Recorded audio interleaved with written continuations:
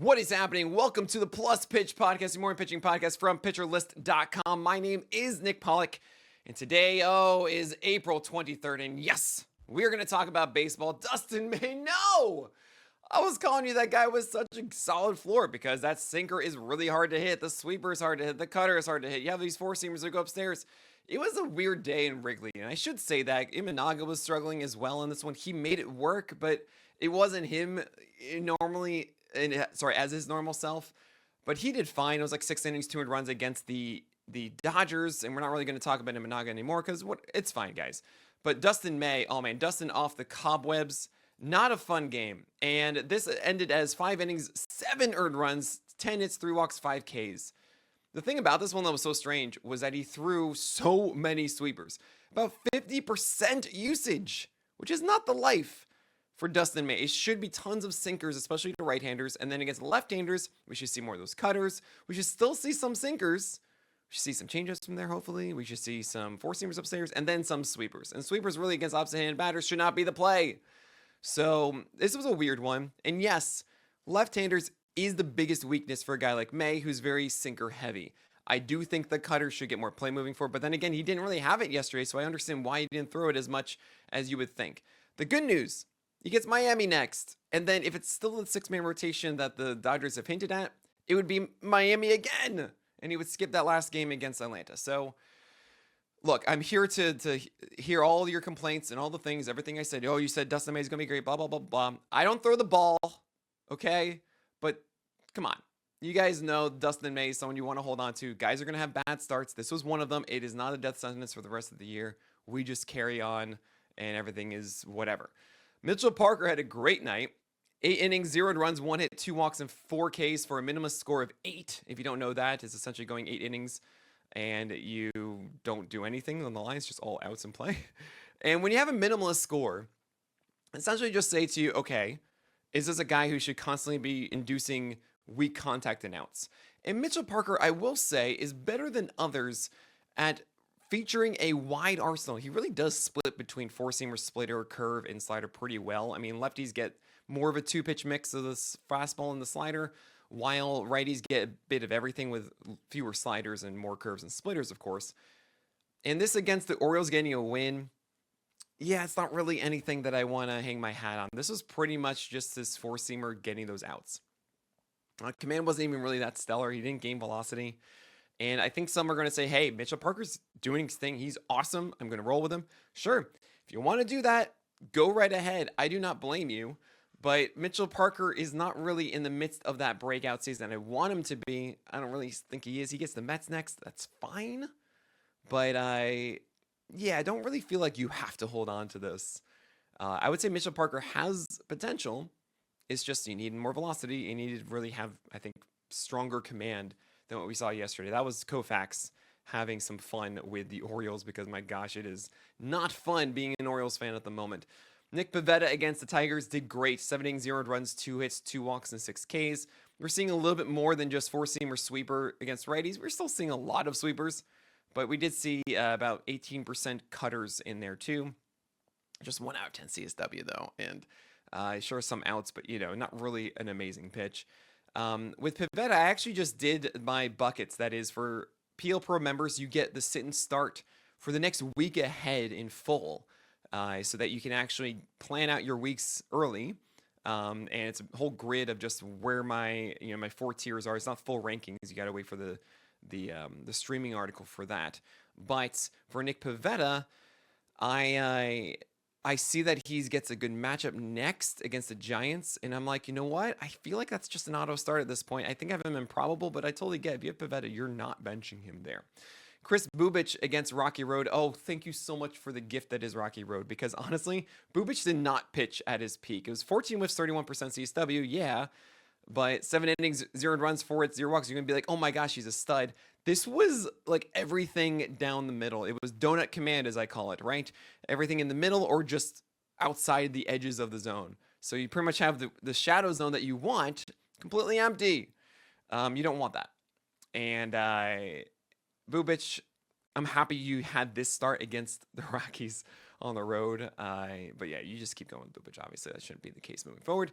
Davis Martin had a good start against the Twins, 5 innings of 0 runs, 3 hits, 3 walks, 3 Ks. This was Koufax being nice and kind. Really bad feel for the slider.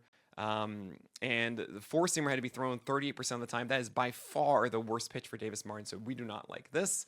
Ryan Feltner at Kansas City. I got to hand it to Feltner. He's taking advantage of these games outside of course. We saw this against the Rays. He did really well.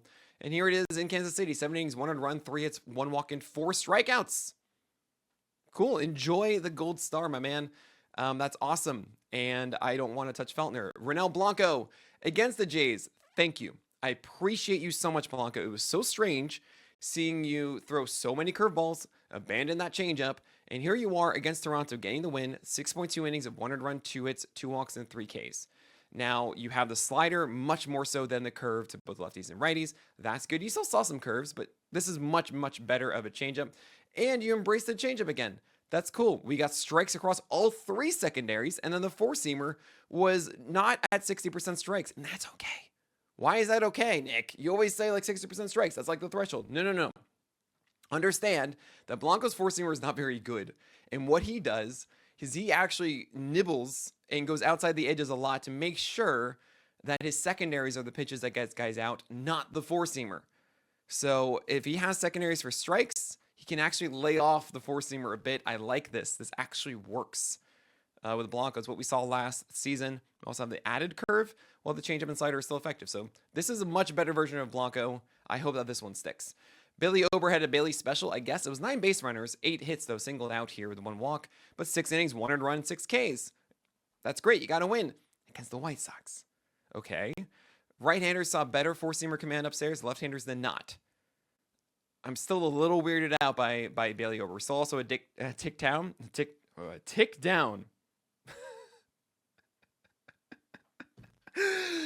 Oh, God, I'm going to edit that in the podcast. Oh, my gosh. Oh, man, that's not the spoonerism I want. A tick down on the he was also a tick down on the four-seamer underneath 91. And I'm still thinking that Bailey Ober is actually closer to Eno Sarris's ranking early in the season, around like 50, 55, than he is around 25 and 30. So we're fine with Ober. He's just a low-end Holly at the moment. Griffin Canning against the Phillies got the win. 5 innings, 1 earned run, 7 hits, 1 walk, 5 Ks. I'm sorry I'm laughing. If you watch this one live on YouTube, you know exactly why I'm laughing. And I've edited it out of the podcast. You got to go and watch that. And I'm so sorry to everybody. Did not mean to do that. But Griffin Canning, it's good to see this have success. And I don't believe it. I'm sorry. I know everyone wants to get on the Griffin Canning train, and I get it. This was a game of his slider being really good down to right-handers and not being like dancing with the disco against them. 7 over 27 whiffs on the slider. The change and slider both had 70% strikes. And 33% four-seamers is good. I still think it's too hittable. He is above 94 now, not like 93, 94. He's like 94, 95. Maybe the cutter can replace the slider to left-handers. I still feel like Griffin Canning, like this is him pitching above his weight. And it's still like 1.6 whip. Like it's not incredible, but this is what you want really from Griffin Canning. This is like the high of it. Maybe stream him against the Nationals. I get it, questionable start, but I really don't want to do that. You want Brian Bayo against the Mariners. 5 innings, 1 earned run, 4 hits, 3 walks, and 3 Ks. He's back. 97 pitches, too, is actually really cool. I did see, of course, in his AAA start that he was pretty much stretched out, but still 97 in the first one back is great. But then you think to yourself, 97 pitches for 5 innings, that is not efficient. No, it is not. Because the problem with Bayo and why I've been kind of tepid on him entering this season is because following him throughout the roundup all last year, I was excited. I thought, okay, you have 2 pitches that work, which are the changeup and the sinker. What you needed is the slider. Oh my gosh, the slider shows up. But what happens is that it's like a rotating gear of either sinker, slider, or changeup. Pick the one that doesn't work today. It is so rare to see a Brian Bayo start where all of them work. And I don't just mean like he gets more lefties or righties, so he throws one or the other. It just means that does he have the feel for all 3? And the changeup was a 35% strike rate in this. So the sinker had 10 over 38 strikes. The slider actually wasn't that good either. So that called strike rate on the sinker is what got him through this one against the Mariners. It was in Fenway, not in Seattle, not in the T. But I'm not in on Bayo yet. You can say it's his first game back. I totally understand that. I'm just seeing, flashbacks of last year of just every start. It's just, come on, man, when are you going to get there? But 15 teamers, I would be chasing this. 12 teamers in quality start leagues, if you are feeling like there's nothing on the wire and no one picked up Bayo, yeah, I would go for this one. The next start you have for Brian Bayo, by the way, will be at Cleveland. And then that should be on Sunday. And then you get Minnesota, the Twins, the following weekend on Saturday. I think that's decent. I think that's fine. So for 12 teamers, that's okay. He's essentially going to be like a Toby. Now, it might be something more if he has all 3 pitches working. I'm not expecting that yet. Brandon fought against the Rays. He keeps going. Got the win, 6 innings, 1 run, 4 hits, 0 walks, and 5 Ks. He hosted them in Arizona. Only 9 whiffs and 26% CSW, but the changeup did well here. The curve wasn't nearly as good. I love seeing Fought really leaned to change and curve against lefties. I say it every single time, but it just doesn't stop. This is who he is now. And I made the comparison here in the roundup, and it's right. It's like I wasn't in on Fought because he was Windows Vista, but now he's Windows 10. And that's great. I feel awesome about this. We're going to talk about other guys, of course, like Tanner Bybee had a really good game, I think. Maybe not. Did Will Warren survive it? Did Jack Flaherty do okay? We're going to talk about all of this and more after this break. Jose Quintana, 6 innings, 1 run, 6 hits, 2 walks, and 3 Ks against the Giants. Got the win. That's 3 games of Quintana succeeding, and it feels weird. I gotta say, watching it, it's like 16 over 36 called strikes on your sinker. I mean, I get it because the changeup was always in the same realm and underneath it, and they didn't really know how to deal with it. It was only 50% strikes in the changeup, so they decided to be passive on the change because it wasn't like mistake pitches. They were competitive. They just took it. So they thought that the sinker was that every time, and they got burned that way, right? It's kind of like how Logan Webb gets so many cold strikes on a sinker because guys try to be passive on the changeup. So that worked against the Giants, and now he gets the Cardinals. I guess we're Vargas rolling it. I guess we're doing it. He's in a good groove. You have Tanner Bybee against the Yankees. How did this work? Well, 6 innings, 2 runs, but 5 hits and 3 walks and 5 Ks. And the first pitch of the game was a fastball down in middle, and Ben Rice took it oppo taco, which is kind of deflating. So if you want, you can say it's 6 innings, 1 run, 4 hits, 3 walks, 5 Ks after that. But this was Koufax. Bybee does not have the feel for his secondaries. And if you followed my comments on Bybee over the years, you'll know that I don't love his fastball. And it's a changeup and a slider or cutter, whatever they want to call it. It's the same pitch. It's a slider. I'm going to start calling it a slider now. He has a sweeper that is the old, I don't know. He essentially has a new sweeper, so they decided to call cutter sweeper. I don't know. It's 87 of a breaking ball, okay? And this pitch was so good last year. I mean, he changed the movement of it slightly, and that's why they split it off. And it was so effective. And then this year, it's terrible. And it's still terrible. The changeup really got him through this a bit. But 4 over 106 whiffs. That is 106 pitches, only 4 whiffs for Tanner Bybee. I think that tells you that he is not fixed. I mean, it's clear as day if you want to see something here.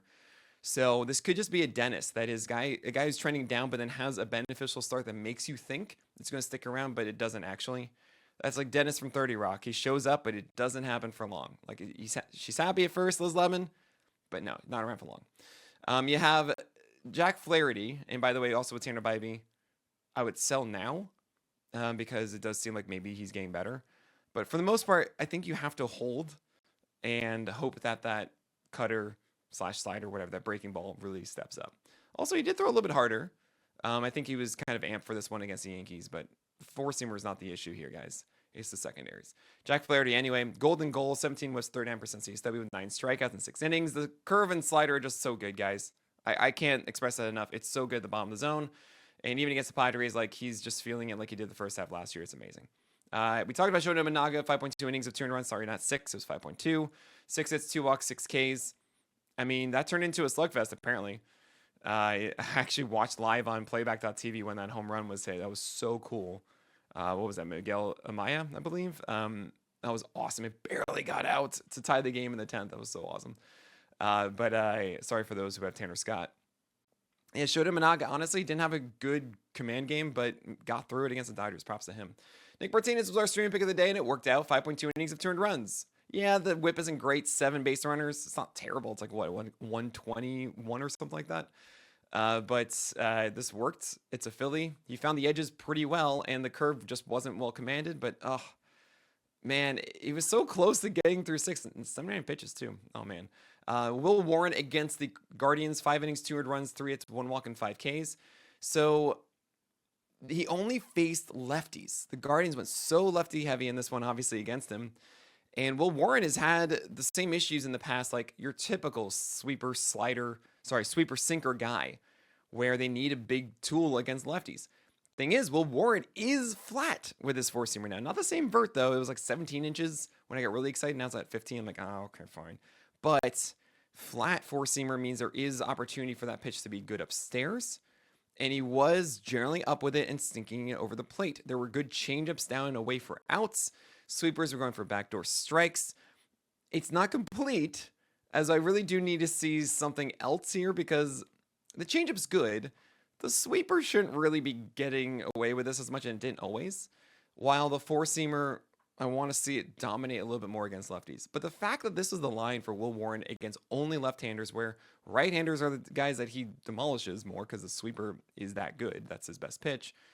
Well, that's kind of cool. He is a solid Toby in my view now. He should be able to get a fair number of wins for the Yankees. 82 pitches here means also that Will Warren should be able to go 6 innings moving forward. Scott Blewett against the Cardinals was there only because Strider hurt his hamstring. How did he do it? He blew it out. Okay. We hope he's okay, Strider, and Blewett just showed up for 48 pitches and it was a bullpen game. All right. Patrick Corbin against the Athletics got the win. 5 innings, 2 earned runs, 7 hits, 2 walks, and 4 Ks. Honestly, that's really cool for Patrick Corbin. That's great.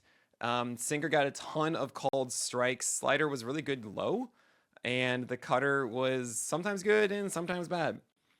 It's Patrick Corbin. Don't do this. But that was fun. Christopher Sanchez, terrible news. He left this game early with forearm soreness. His velocity was under 95 after being like 96, 97 previously. Yeah. Not cool. Really 96 before. He was under 95. Is more close to last year's marks. I hope he's okay. Forearm soreness generally is a very, very bad thing. But we've seen it being like nerve damage that can be fixed, right? It's not just a death sentence for TJ necessarily. We'll wait to find out more. It's very, very sad news. Regardless, because he should spend some time on the IL. Do not expect Christopher Sanchez to make his next start. Zach Littell against the Diamondbacks. 6 innings, 3 earned runs, 6 hits, 1 walk, 2 Ks. That's nice. He got a poor quality start. Do not trust Zach Littell. Just gonna lay that out there. Do not trust this. Bailey Falter, 4 innings of 3 earned runs, 5 hits, 0 walks, and 5 Ks against the Angels. He left this game with back tightness. He has a late extension with 19 inches of vert. And one day, there will be a team that acquires him from Pittsburgh who knows how to exploit this from Bailey Falter and get the best out of him with that foundation. I still wish he has a changeup. I still wish he gets traded to the Rays or just someone else. And only a matter of time. Only a matter of time, guys. We'll see. Edward Cabrera against the Reds. It was interesting. 5 innings, 3 earned runs, 5 hits, 2 walks, but 7 strikeouts as he hosted them. So it should be a little bit easier. I mean, Max Meyer had 14 Ks against this team, yeah. But strikes are just not there. 42% strikes on the changeup is just, come on, Cabrera. That's supposed to be like your glue of this arsenal. I will say, one of the things I've been talking about with Edward Cabrera is I want him to throw more sliders. And guess what? He threw 39% sliders to right-handers. That's cool. 52% strikes, not cool.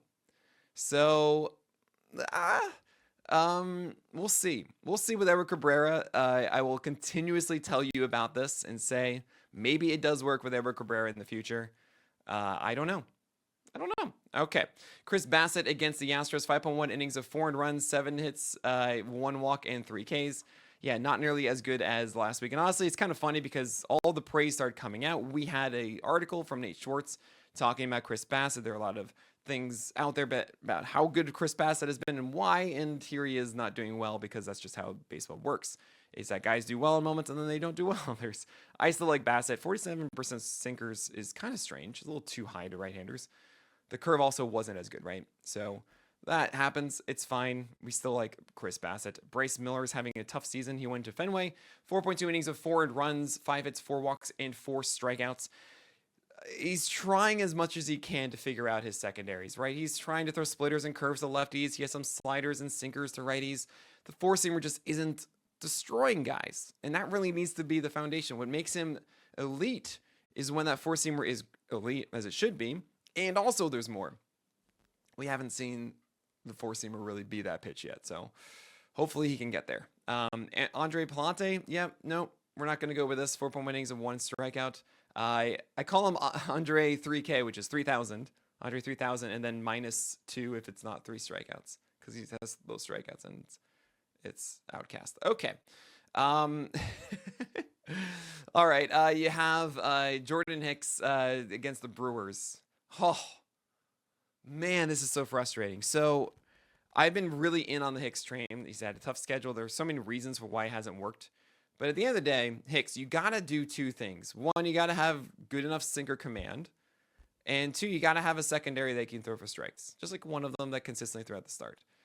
And what's really nice about Hicks this year is that after his first start of throwing like 98, last year what we saw that same velocity and then dropped up to 95, 96. Quickly did 96 and then kind of stuck there. What we've seen since is lots of 97s, 98s, and 99s. This was 97 on the four-seamer. On the sinker. But he just threw it over the plate while the sweeper and the splitter just did not help. And yes, he got singled out a good amount. I mean, even against even in that inning of 300 runs early on, he had a splitter that was kind of good and got the ground ball in a situation where he needed it, but it just squeaked through the hole. It's like you give yourself the opportunity for that, though, right? So it's really frustrating with Jordan Hicks. And I know a lot of people holding on because I keep saying holding on, and I get it, and I apologize. I'm telling you what I see. And what I see is that Jordan Hicks is throwing harder and more consistently as ever. The sinker should be better than it is. And generally, we do see that sweeper or splitter get more strikes than he has been. So I see an effective quality start guy, but maybe I should be considering him more as a hipster at the moment.